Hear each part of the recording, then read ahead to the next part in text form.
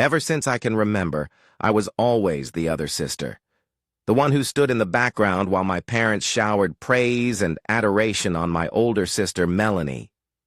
She was the golden child, the one who could do no wrong. And me? I was just Lindsay, the quiet one, the invisible one. Growing up, everything seemed to fall perfectly into place for Melanie.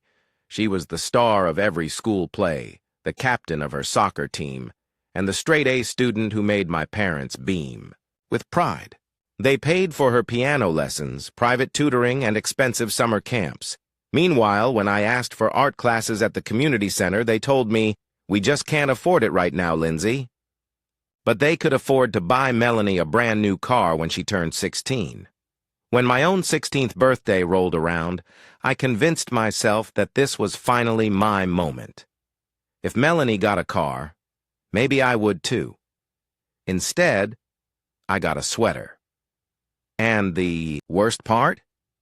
That same night, Melanie came home from college with a flat tire, and I had to stand there, watching my dad fix it, while my birthday cake sat untouched on the counter. Happy birthday to me. It wasn't just about material things. It was about them. About the way my parents saw Melanie as this bright, shining star, while I was nothing but a shadow. Even when I found something I was passionate about, art, it was never enough. I remember the one time a teacher told my mom I had real talent, that I could even earn a scholarship for college. My mother's response? "That's nice, honey, but art isn't a real career. Maybe focus on something practical. Melanie is already studying for the SATs. I was 12. I didn't want to be practical. I just wanted them to be proud of me. But they never were. Every family dinner turned into a Melanie appreciation event. Every accomplishment I had was immediately overshadowed by something she did. If I got a job, my mom would ask when I was going back to school. If I brought a homemade dessert to Thanksgiving, Melanie would bring a store-bought cheesecake.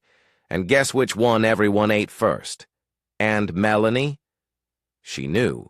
She enjoyed being the center of attention. And every time I tried to talk to her about it, she played dumb. "Lindsay, you're being ridiculous. Mom and Dad love us equally." Then she'd turn around and post a picture on Instagram with a caption like, "My parents are the best," over a photo of the brand new watch they bought her, just because. It was gaslighting at its finest, and I was tired of it. For years I stayed in my parents' orbit, trying to win their approval, but then I met Zach. I wasn't looking for love. I was just at a small business expo, standing awkwardly near a kiosk when he walked up to me. Tall, confident, and just the right amount of gray at his temples. "You look like you'd rather be anywhere else," he said, smirking. I laughed. That obvious? Zach owned a successful tech startup. He wasn't just smart, he was kind. He saw me. Not as Melanie's sister, not as the quiet one, but as Lindsay. We started dating, and for the first time in my life, I felt like I was somebody. My parents were cautiously interested. They liked that he was successful, but my mom couldn't resist little digs like, "He's a bit older, isn't he?"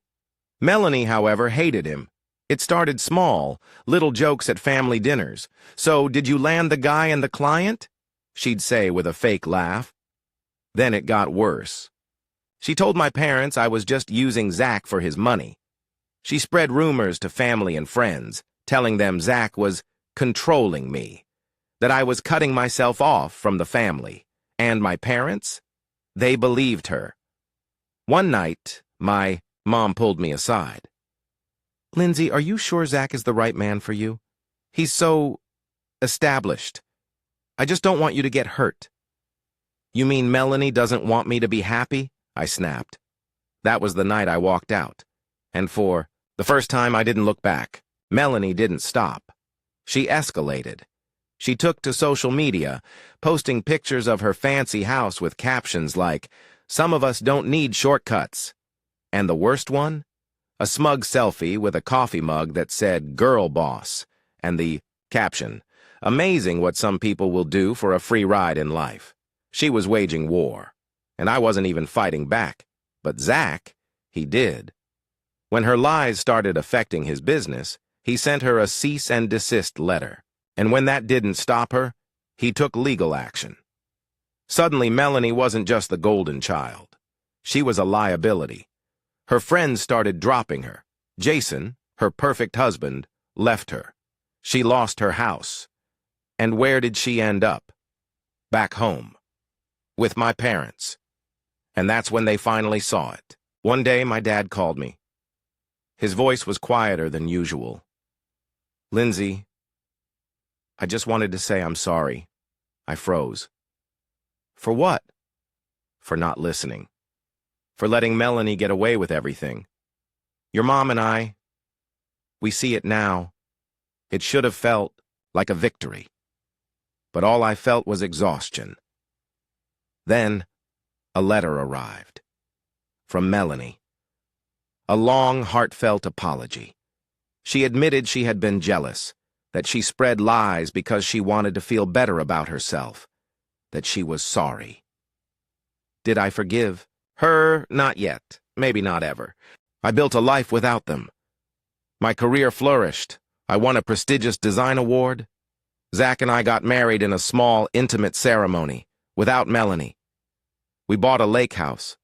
We built a future together. And for the first time in my life, I stopped looking for my family's approval because I didn't need it anymore. If there's one thing I've learned, it's this. Sometimes the family you're born into isn't the family you need. Sometimes you have to walk away to find yourself. And sometimes the best revenge isn't anger, it's happiness. So, to anyone out there who has ever felt like the other sibling, like you'll never be good enough, listen to me. You are enough. You always were. Thank you for watching. If you haven't already, please subscribe and hit that notification bell for more real life stories that will leave you speechless.